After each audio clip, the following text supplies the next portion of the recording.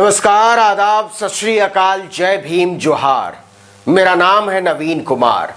किसान आंदोलन की गर्माहट से दिल्ली की सर्दियां मोम की तरह पिघल रही हैं।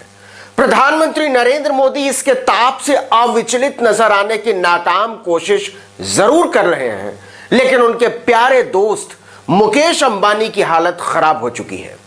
किसानों को कमजोर और कमक्ल समझने की सियासत ने उनके कारोबार की चूल हिला दी है। दुनिया के 10 सबसे बड़े धन्ना सेठों की सूची से तो वो बाहर हो ही चुके हैं।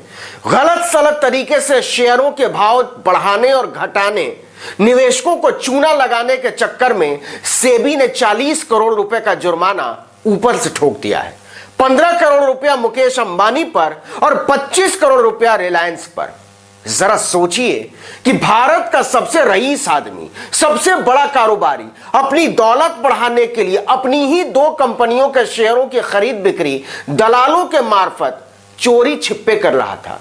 दुनिया भर के अखबारों ने अंबानी और रिलायंस की बदनामियों के रंगीन कस्से छापे हैं। अब उनकी स्थिति यह हो गई है कि उन्हें अपनी प्रतिस्पर्धी कंपनियों की शिकायत उस स्कूली बच्चे की तरह करनी पड़ रही है जिसके बस्ते का टिफिन दूसरे बच्चे खा जाते हैं और क्लास का मॉनिटर जिसका दोस्त हो। वीडियो को अंत तक देखिए और समझिए कि कैसे जियो के साम्राज्य को किसानों की पुकार ने छिन्न भिन्न कर दिया है। हमने आपको बताया था कि अंबानी की कंपनी जियो के टावर्स की बिजली काटे जाने से बिलबिला उठी है। उनके दोस्त और पंजाब के मुख्यमंत्री कैप्टन अमरिंदर सिंह को ऐसा न करने के लिए अपील करनी पड़ी, लेकिन किसानों ने अल्टीमेटम दे दिया है कि अगर आप जियो का सिम इस्तेमाल करते हैं तो 1 हफ्ते के भीतर दूसरी कंपनियों में पोर्ट करा लीजिए, क्योंकि जियो का नेटवर्क हम ठप करने जा रहे हैं। पूरी कहानी जरा तफसील से समझिएगा, जरूरी है।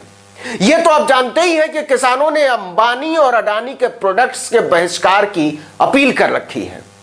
पहले तो अंबानी और अडानी ने इसे हल्के में लिया, लेकिन जब इसका असर सामने आना शुरू हुआ तो दोनों की नींद उड़ गई। जनता ने जियो के नंबर को दूसरी कंपनियों में पोर्ट कराने के लिए लाइन लगा दी। देखते ही देखते लाखों लोगों ने अपने सिम बदल डाले। इसका सबसे बड़ा लाभ एयरटेल को मिला। अंबानी एयरटेल के मालिक सुनील भारती मित्तल से खफा हो गए, भड़क गए। जियो ने ट्राई यानी telecom regulatory authority of India को शिकायत कर दी, चिट्ठी लिख दी कि हुजूर, ये एयरटेल वाले किसानों के विरोध प्रदर्शन की आड़ में हमारा तंबू उखाड़ने पर पड़ गए, हमारे ग्राहकों को लालच दे रहे हैं, झूठे वादे कर रहे हैं, वगैरह वगैरह। एयरटेल वालों ने जवाब दिया कि झूठा बोल भी रहा है तो कौन, डराने धमकाने का इनका इतिहास, मतलब रिलायंस का, पुराना है। हमने तो इनको गंभीरता से लेना कब का छोड़ दिया है, आप भी मत लीजिए। एयरटेल ने चिट्ठी लिखी। बौखलाए हुए रिलायंस जियो ने अब यह आरोप लगाया है कि एयरटेल हमारे टावर को नुकसान पहुंचाने के लिए लोगों को उकसा रहा है। हमारी प्रतिस्पर्धी कंपनियां इसका फायदा उठा रही हैं। उसने दूरसंचार विभाग के सेक्रेटरी अंशु प्रकाश को चिट्ठी लिखी है कि हमारी प्रतिद्वंदी कंपनियां पहले तो हजारों की तादाद में रोज हमारे सिम पोर्ट करवाती जा रही हैं, दूसरे हमारे टावर को नुकसान पहुंचाने के लिए लोगों को उकसा रही हैं। वो कभी बिजली काट दे रहे हैं, तो कभी गेट बंद कर दे रहे हैं, तो कभी कोई और गड़बड़ी कर रहे हैं। हमसे झेला नहीं जा रहा है। लेकिन अंबानी को वोडाफोन से दिक्कत नहीं है, दिक्कत है एयरटेल से, क्योंकि 3 साल में पहली बार एयरटेल के सब्सक्राइबर बेस के सामने जियो धराशायी हो चुका है। एयरटेल ने जियो की चिट्ठी के जवाब में एक बहुत ही मजेदार चिट्ठी लिखी है।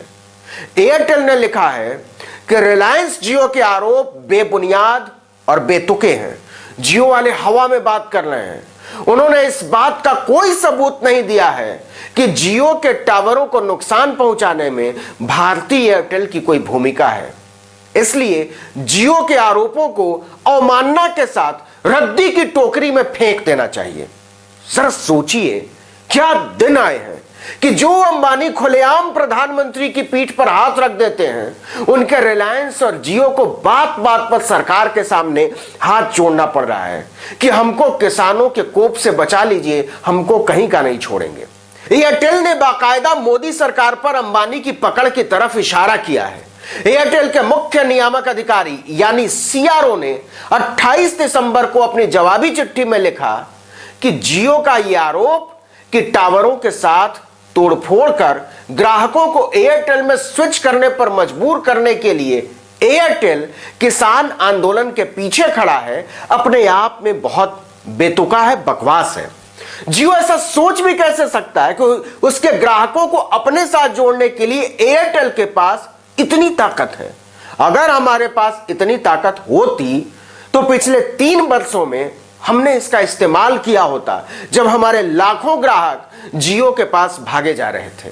दरअसल अंबानी, अडानी और मोदी की तिकड़ी को लग रहा था कि मामूली किसानों के सड़कों पर उतर जाने से क्या ही हो जाएगा, लेकिन क्या हो सकता है यह अब नजर आने लगा है। किसानों के बहिष्कार से अंबानी, अडानी की कंपनियों के बारे में लगातार यह धारणा बनती जा रही है कि वो अनैतिक कारोबारी हैं। उन्होंने गलत सलत तरीके से नियम कानूनों को रौंद कर पैसा बनाया है, और अब तो शेयर बाजार पर नजर रखने वाली सबसे बड़ी और विश्वसनीय संस्था भारतीय प्रतिभूति बोर्ड यानी सेबी ने भी इस धारणा पर मुहर लगा दी है। सेबी ने अंबानी और उनके रिलायंस इंडस्ट्रीज को शेयरों की खरीद बिक्री में निवेशकों की आंखों में धूल झोंकने के अपराध में सिद्ध है 40 करोड़ रुपए का जुर्माना ठोका है, वो भी 13 साल की तफ्तीश के बाद। पूरे 95 पन्ने का फैसला है। मामला है 2007 का। तब रिलायंस पेट्रोलियम अलग कंपनी थी और रिलायंस इंडस्ट्रीज अलग। दोनों के मालिक मुकेश अंबानी ही थे, लेकिन रिलायंस पेट्रोलियम थी रिलायंस इंडस्ट्रीज की सब्सिडरी कंपनी। मार्च 2007 में रिलायंस इंडस्ट्रीज ने रिलायंस पेट्रोलियम के 4.1% शेयर बेचने की बात हवा में उछाली, बाजार में झोंका इस खबर को। इससे रिलायंस पेट्रोलियम के भाव धड़ाम से गिरने लगे। नवंबर 2007 में रिलायंस पेट्रोलियम के शेयर गिरे हुए भाव पर बेचे गए, लेकिन 2 साल बाद रिलायंस पेट्रोलियम का रिलायंस इंडस्ट्रीज में ही विलय कर दिया गया। सेबी की जांच कहती है कि यह खरीद बिक्री शेयरों की कीमत को प्रभावित करने के लिए गलत तरीके से की गई थी। सेबी ने कहा कि आम निवेशक को तो पता ही नहीं था कि इस खेल के पीछे खुद अंबानी और उनके रिलायंस इंडस्ट्रीज है। इससे रिलायंस पेट्रोलियम के हजारों निवेशकों को जबरदस्त चूना लगा। दरअसल अंबानी और रिलायंस शेयर बाजार के खेल के पुराने खिलाड़ी हैं।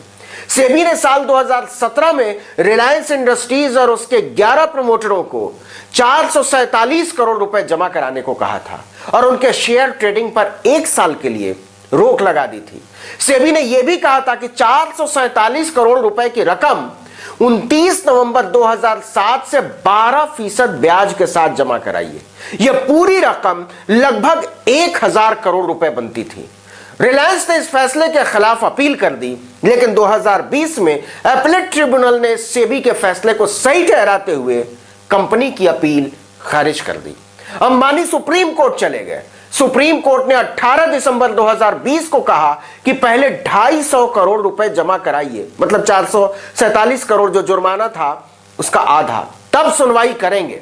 रिलायंस ने रकम जमा नहीं कराई है, लेकिन किसानों ने रिलायंस, जियो और अंबानी के पूरे साम्राज्य को हिलाकर रख दिया है।